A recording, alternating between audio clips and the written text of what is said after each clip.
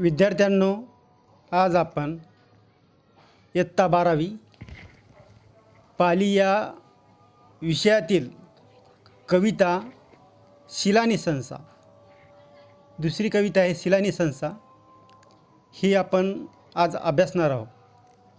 मी प्राध्यापक दत्ता खडसे तुम्हाला या कवितेची सविस्तर माहिती सांगणार आहे. प्रस्तावना. त्रिपिटकातील अनेक ग्रंथावर विस्तृत पाली टीका लिहिणारा टीकाकार म्हणजेच अट्टकथाकार म्हणून आचार्य बुद्धघोष प्रसिद्ध आहेत. त्यांनी बौद्ध तत्त्वज्ञानविषयक विशुद्धीमग्ग नावाचा एक उत्कृष्ट स्वतंत्र ग्रंथही लिहिला आहे. त्यामधून प्रस्तुत उतारा घेतला आहे. शीलगंध म्हणजे सदाचाराचा सुगंध कसा असतो याचे वर्णन या गाथामध्ये आले आहे. तसेच कुठल्याही नदीच्या पाण्यापेक्षा माणसाला पवित्र करण्याचे सामर्थ्य शीलरूपी पाण्यातच कसे असते. शील अन्य सर्व अलंकाराला मागे सारून माणसाची शोभा कशी वाढवते, अशा प्रकारची शीलाची प्रशंसा यामध्ये आहे. सर्व लोकात सामंजस्य व बंधुभाव वाढीला लावून त्यांना शील, सदाचार व नीतिमूल्याची जाणीव करून देणे हा या कवितेचा उद्देश आहे. शिलानिशंसा म्हणजेच सदाचाराची स्तुती करणे असा या कवितेचा अर्थ आहे. या कवितेमध्ये एकंदरीत 10 गाथा दिलेल्या आहेत. परीक्षेच्या दृष्टीनं सुद्धा ही कविता अतिशय महत्त्वपूर्ण आहेच, परंतु माणसाला जसंच जीवन जगण्यासाठी अन्न, वस्त्र, निवारा, चांगल्या प्रकारचं शिक्षण अशा गरजा आहेत, तशाच प्रकारची महत्त्वाची गरज म्हणजेच माणसाला चांगलं जीवन जगण्यासाठी शीलाची सुद्धा तेवढीच आवश्यकता आहे. त्यामुळे माणसाला शील म्हणजे सदाचार, चांगले गुण, चांगली वागणूक हे माणसाला अतिशय गरजेचं आणि आवश्यक आहे.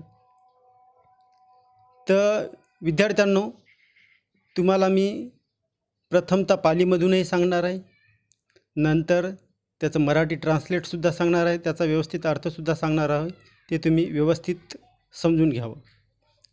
आता याच्यामध्ये पहिली गाथा सांगितलेली आहे, ती गाथा काय आहे ते. सासने कुलपुत्तानं पतिट्टा नथी यंग विना अनिसंग परिच्छदं तस्स शिलस्स को वदे.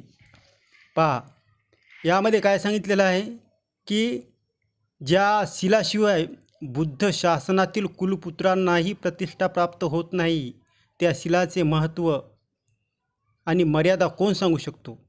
अर्थात कुणीही नाही.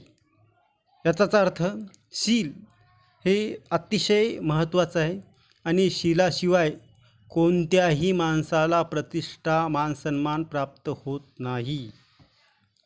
पहा, याच्यामध्ये दुसरी गाथाही अतिशय महत्त्वपूर्ण सांगितलेली आहे. गंगा, यमुना, चापी, सरयू, सरस्वती, निगन्नाव, अरिवती, मही वपी महानदी. सुकन्नाती विसाधेतु तं मल इध मदंती विसाधेई सत्तानं यव वे शील जलं मलं. पा, याच्यामध्ये काय सांगितलेलं आहे की गंगा, यमुना, सरयू, सरस्वती तसेच लहान किंवा मोठ्या नद्या किंवा ह्या महान नद्यासुद्धा प्राणी मात्राच्या ज्या मळाला धुवू शकत नाहीत, खरोखरच अशा प्रकारच्या प्राणी मात्राच्या मळाला शील जलानेच शुद्ध करता येते. पहा, नंतरच्या गाथेमध्ये काय सांगितलेलं आहे ते पहा. नतं सजलता वाता न चापी हरिचंदनं नेवा हरान मनोया नतं चंद किरण करा. समनयंतीधं सत्तानं परिळाहं सुरक्षितं य समेतन इंदं अर्यं शीलं अचंत शीतल जल. पहा, यामध्ये अतिशय महत्त्वपूर्ण माहिती सांगितलेली या गाथेमध्ये. प्राणी मात्राच्या अंतःकरणातील अग्नी,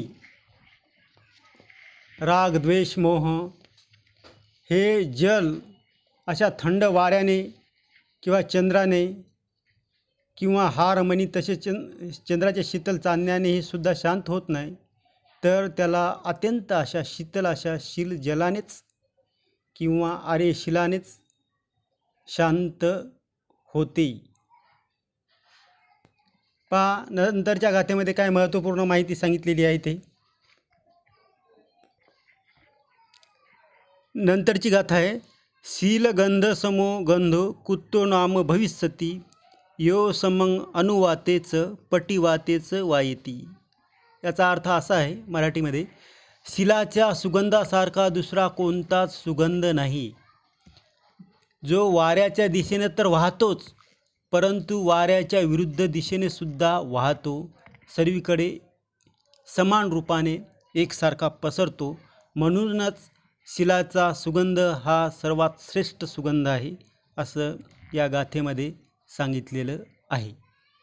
नंतरच्या गाथेमध्ये काय सांगितलेलं आहे ते लक्षात घ्या विद्यार्थ्यांनो. सग्गारोहण संपन्न अयंशील समकुत्तो द्वारंग वापनं निब्बान नगरस्स पवेसे नाही. पहा, याच्यामध्ये अतिशय महत्त्वपूर्ण माहिती सांगितलेली आहे. स्वर्गात जाण्यासाठी शिलासारखी दुसरी शिडी कोणती नाही, किंवा निर्वाण नगरामध्ये जाण्याकरिता शिलासारखे दुसरे प्रवेशद्वार नाही. याचाच अर्थ माणसाला कोणत्याही गोष्टीसाठी शील हे अतिशय महत्त्वपूर्ण आहे. शील म्हणजे सदाचार, चांगली वागणूक, चांगलं चारित्र्य, हे शीलाचं महत्त्व यामध्ये सांगितलेलं आहे. पहा विद्यार्थ्यांनो, नंतरच्या गाथेमध्ये काय सांगितलेलं आहे ते पहा. सोबतेन तेवन राजानो मुत्ताभानी विभूषितो यथांग सोबती येतीनो शीलभूषणं भूषिता. पहा, महत्त्वपूर्ण माहिती याच्यामध्ये सांगितलेली आहे. ज्याप्रमाणे एखादा भिक्षू शीलसंपन्नतेमुळे शोभून दिसतो, त्याचप्रमाणे एखादा राजा मोती आणि रत्न इत्यादी अलंकार घालूनसुद्धा शोभून दिसत नाही. सांगण्याचं तात्पर्य असं आहे की व्यक्ती फक्त शीलाने शोभून दिसतो, सदाचाराने शोभून दिसते, अलंकाराने शोभून दिसत नाही. म्हणजेच शील, सदाचार, चांगली वागणूक हे अतिशय महत्त्वपूर्ण व आवश्यक आहे. नंतरच्या गाथेमध्ये पहा, आत्तानुवादादी भयं विदसयती सब्बसो जनती कित्तहासंच शीलं शीलवतं सदा. पहा, यामध्ये काय सांगितलेलं आहे, शीलवंत व्यक्तीचे शील हे नेहमी दुसरी आपली निंदा करतील ही भीती नष्ट करते व या संपूर्ण जगातील त्याची कीर्ती व आनंद अधिक अधिक वाढत जात असतो. शीलवान व्यक्ती निंदेला घाबरत नाही, किंवा एखाद्यानं स्तुती केली म्हणजेच तो काय हरभऱ्याच्या झाडावरही चढत नाही. म्हणजेच शीलवान व्यक्ती हा आपल्या पद्धतीने जीवन जगत असतो, तेही सदाचाराने. पहा, नंतरच्या गाथेमध्ये काय सांगितलेलं आहे ते, गुणानं मूलभूतस्य दोषानं बलघातिनो इति शीलस्य वियं यातिस्स कथा मुखंती. पहा विद्यार्थ्यांनो, अशा प्रकारचं हे या गुणाचे उगमस्थान हे शील आहे. तर दोषाचं बळ नष्ट करणारं आहे. शीलाचं महत्त्व, शीलाचं वर्णन ह्या गाथेमध्ये सांगितलेलं आहे. सांगण्याचं तात्पर्य शील, सदाचार, चांगली वागणूक, चांगलं वर्तन हे शीलाचं महत्त्व या कवितेमध्ये सांगितलेलं आहे.